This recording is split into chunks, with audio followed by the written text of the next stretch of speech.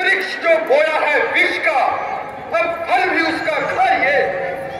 मेघनाथ, तू अभी बालक है, इतने क्रोध में ना अग्नि में कूदकर अपने प्राणों का नाश न कर। याद रख, मैं नीति के विरुद्ध चलना नहीं चाहता।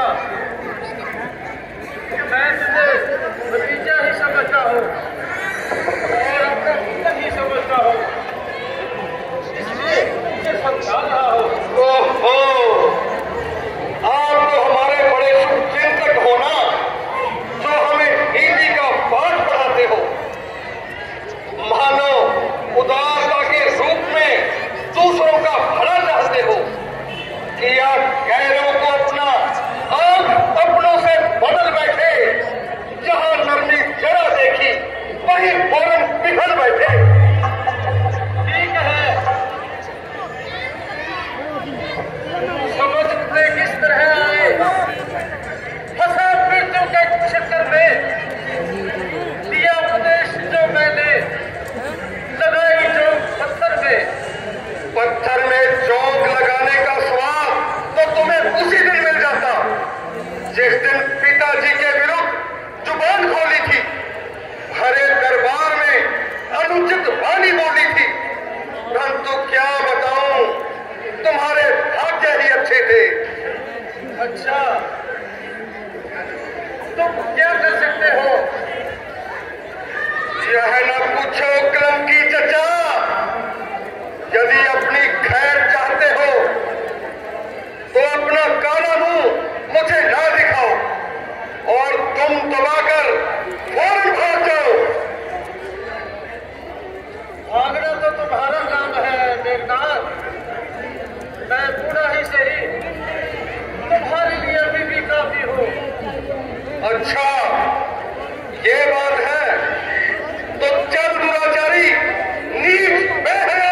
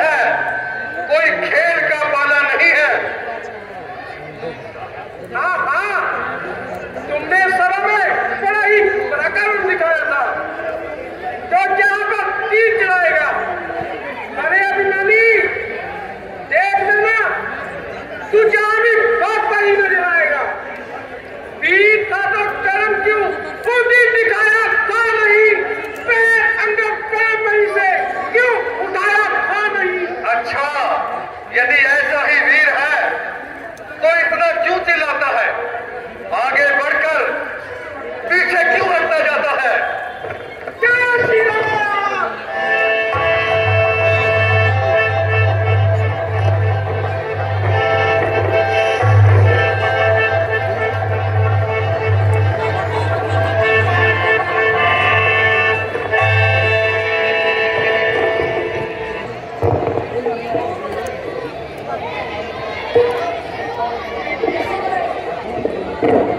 सुग्रीव जी, आज के युद्ध की अभी तक कोई सूचना नहीं मिली।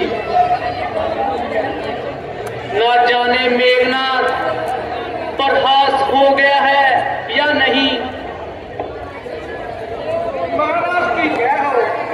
महाराज, मेघनाथ बड़ा ही अनर्थ खा रहा है। वह अकेला ही हमारे पक्ष के सभी वीरों को अधीर बना रहा है। ओहो, यह बात है। हाँ महाराज, वह अकेला ही बहुत भयंकर युद्ध कर रहा है। हमारे सारे वीर उनसे लड़ रहे हैं, परंतु वह किसी से भी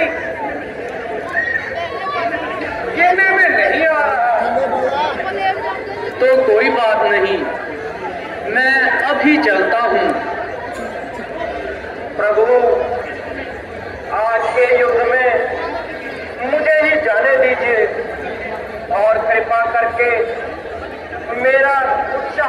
बाहर जाने दीजिए। प्यारे लक्ष्मण, तुम्हारे जाने से वैसे तो कोई हर्ज नहीं, परंतु मेघनाथ बड़ा ही अनुभवी और बलवान है और युद्ध कौशल में बड़ा ही सुजान है।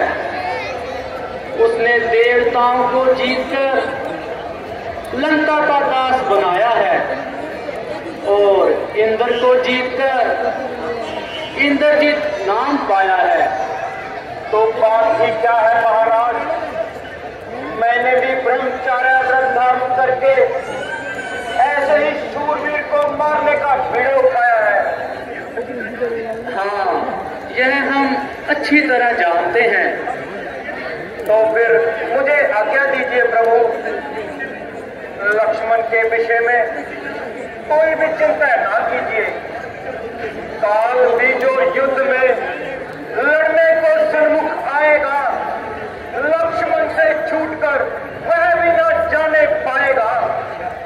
अच्छा, यदि तुम्हारा इतना ही उत्साह है तो जाओ और मेघनाथ के सामने अपना पराक्रम दिखाओ, परंतु सावधान रहना। वह धावघात में बड़ा ही चतुर है और उसके छल से हमेशा बचकर रहना। आप निश्चिंत रहे प्रभु।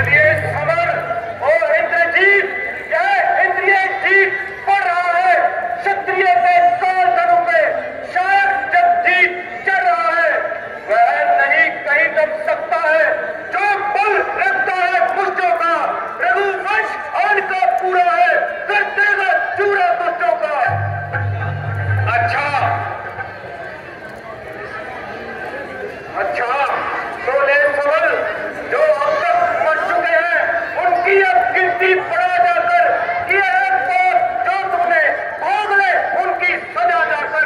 तो देख अब कौन विजय पाता है और कौन मरने वालों की गिनती बढ़ाता है। जय शंकर।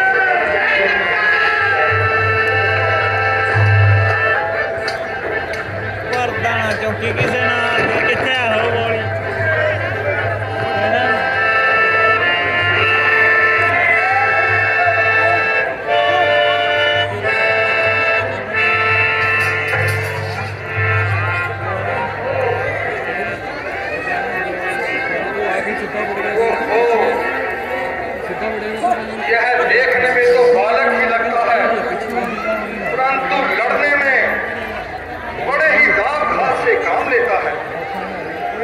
इसने मेरे सारे हथियारों को निष्फल कर दिया। देवताओं को परास्त करने वाली इन विशाल भुजाओं को निर्बल कर दिया।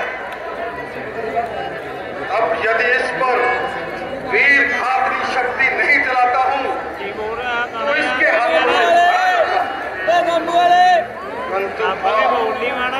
सबसे पहले तो मैं अपनी माया से इस वानर को यहाँ से पूजूं, नहीं तो यह मेरा कोई भी काम, कोई भी माया चलने नहीं देगा। हे हनुमान जी, हे अंगद जी, शीघ्र ही आइए, हम आपको भगवान श्री राम की कथा सुनाएंगे। आइए, शीघ्र आ जाइए, प्रभु की कथा सुनने के लिए हमारे निकट आ जाइए।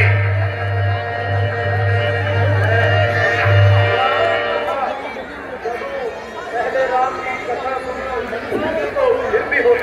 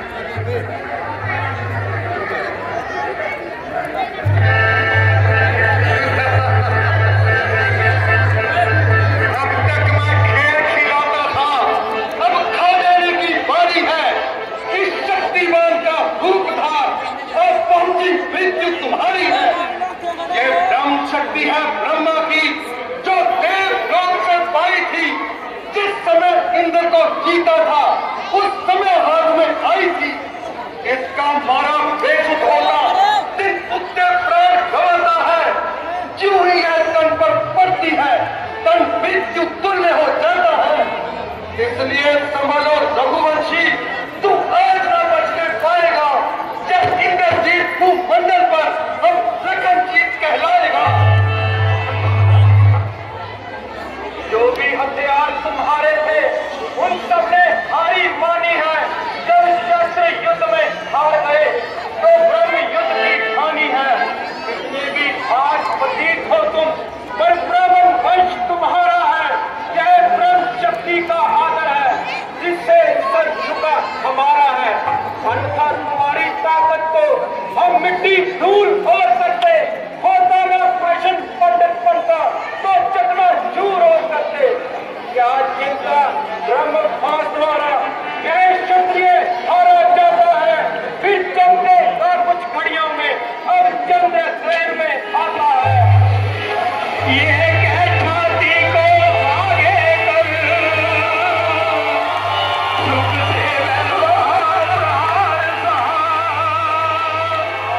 अपने संकट पर ध्यान न दे। उस ब्रह्म शक्ति का वारसा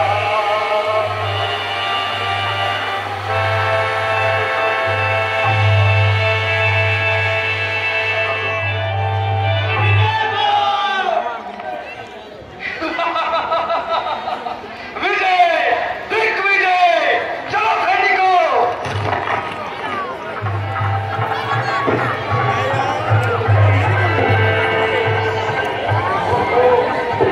क्या हो गया? लक्ष्मण जी तो मूर्छित हो गए हैं। अरे बड़ा ही अनर्थ हो गया। अब हम प्रभु को क्या मुंह दिखलाएंगे? क्या कर दिखाया?